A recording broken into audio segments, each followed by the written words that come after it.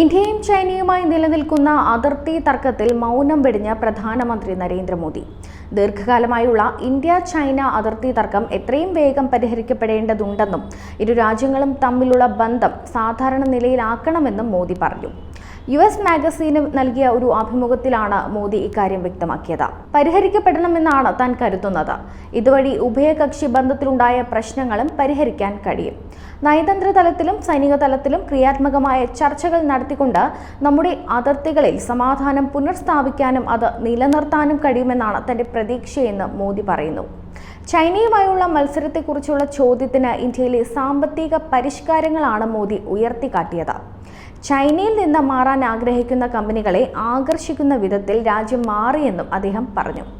ജനാധിപത്യ രാഷ്ട്രമെന്ന നിലയിലും ആഗോള സാമ്പത്തിക വളർച്ചയുള്ള രാജ്യം എന്ന നിലയിലും വിതരണ ശൃംഖലകൾ വൈവിധ്യവൽക്കരിക്കപ്പെടാൻ ആഗ്രഹിക്കുന്നവരുടെ സ്വാഭാവികമായ തിരഞ്ഞെടുപ്പാണ് ഇന്ത്യ എന്നാണ് മോദി വ്യക്തമാക്കിയത്.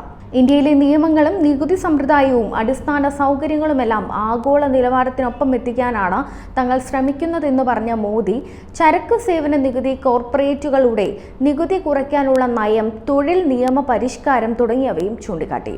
ലോക ജനസംഖ്യയുടെ 1/6 ഉൾക്കൊള്ളുന്ന രാജ്യമെന്ന നിലയിൽ ഇന്ത്യ ഈ മേഖലകളിലെ ആഗോള നിലവാരത്തിലേക്ക് എത്തുമ്പോൾ അത് ലോകത്ത് വലിയ സ്വാധീനമുണ്ടാക്കുമെന്നും മോദി പറഞ്ഞു.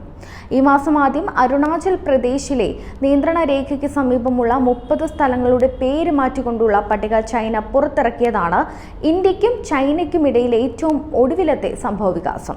ഇതിനു പിന്നാലെ അരുണാചൽ ഇന്ത്യയുടെ അവിഭാജ്യ ഘടകമാണെന്നും പുതിയ പേരുകൾ നൽകിയാൽ യാഥാർത്ഥ്യം മായ്ക്കാനാകില്ല എന്നും വിദേശകാര്യ മന്ത്രാലയം വ്യക്തമാക്കുകയും ചെയ്തിരുന്നു.